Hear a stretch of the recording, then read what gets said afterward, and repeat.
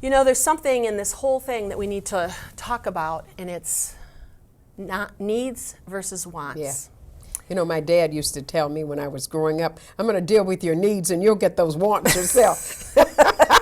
Well, how true that is. Yes. And if we all began to ask ourselves every morning when we rise, what do I need to wake up tomorrow?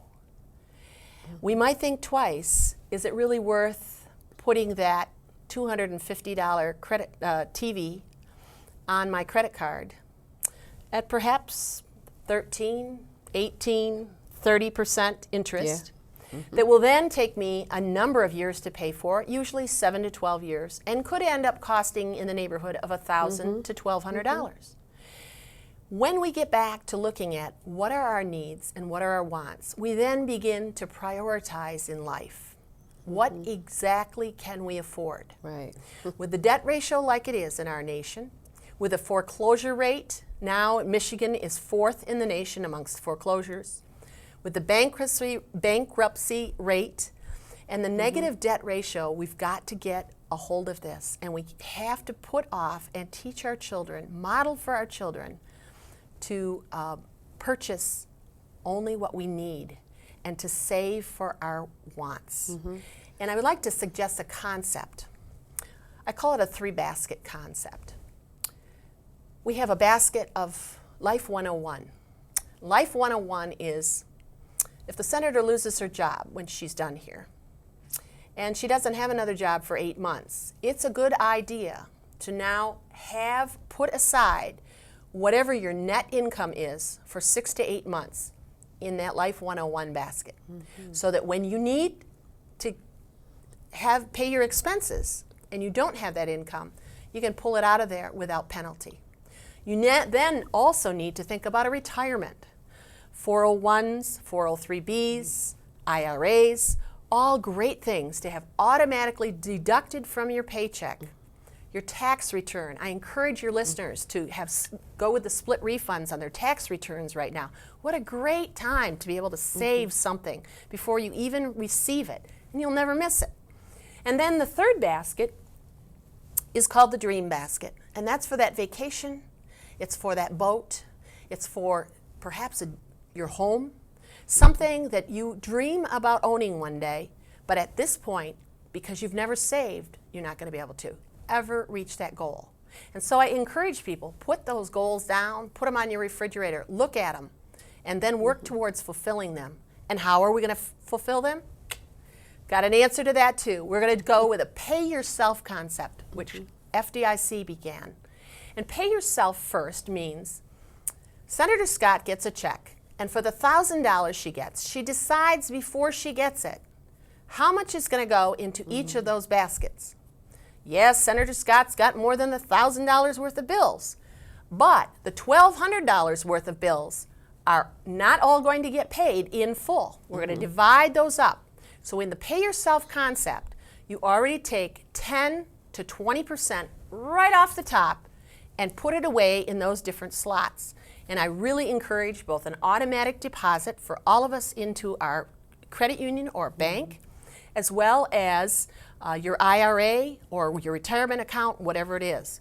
Those of you that have the privilege to be able to participate in a 401 or a 403b plan at your workplace, take it. It's well worth it. There are organizations out there that have matching funds, and that is free money. There's no reason you shouldn't take it, and it's also pre-tax.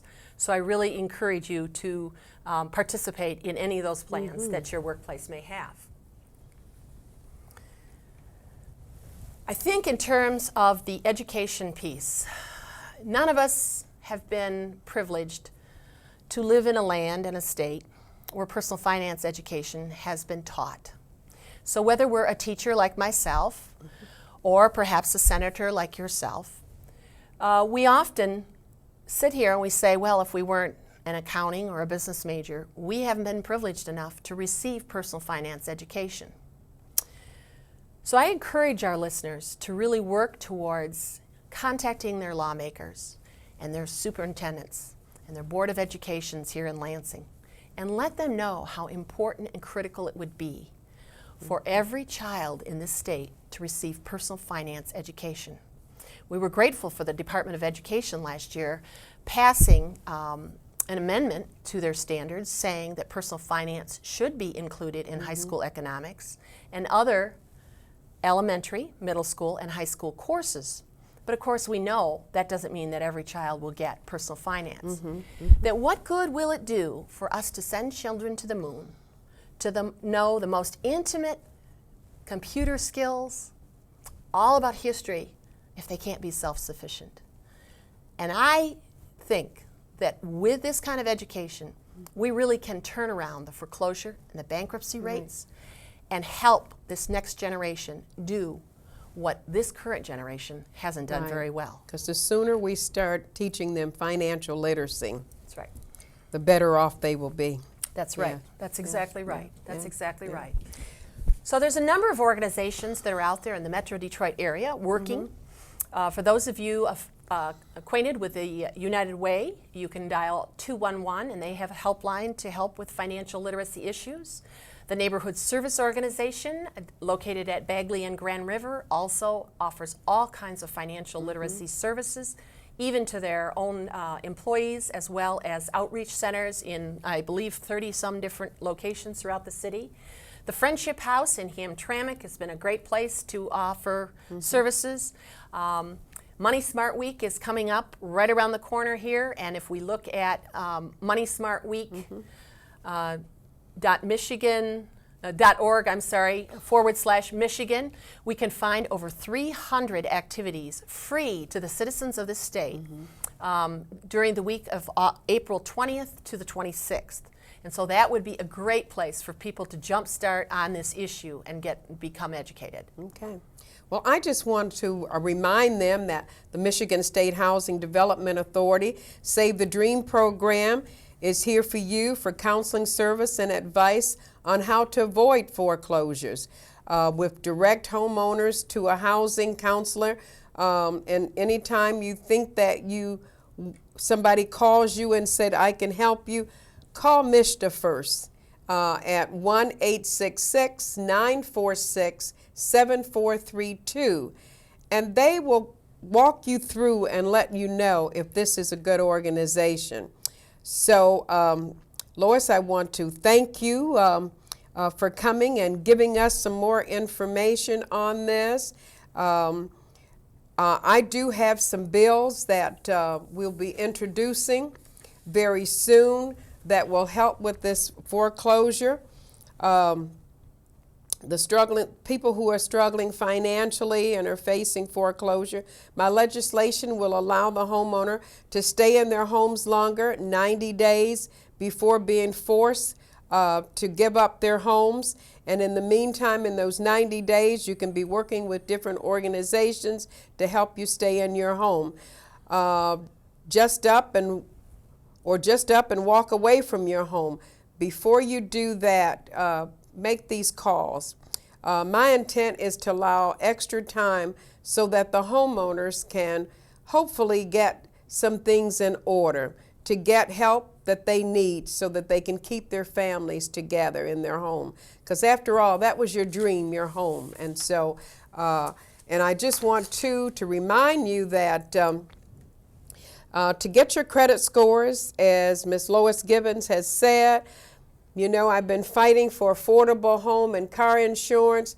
They use your credit scores towards that. Almost anything that you do, your credit scores is a part of it.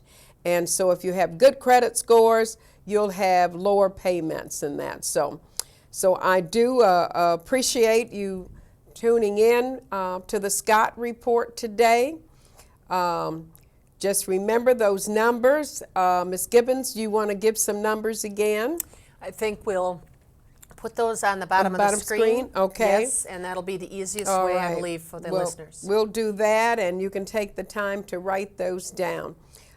So again, I thank you for listening to the Scott Report.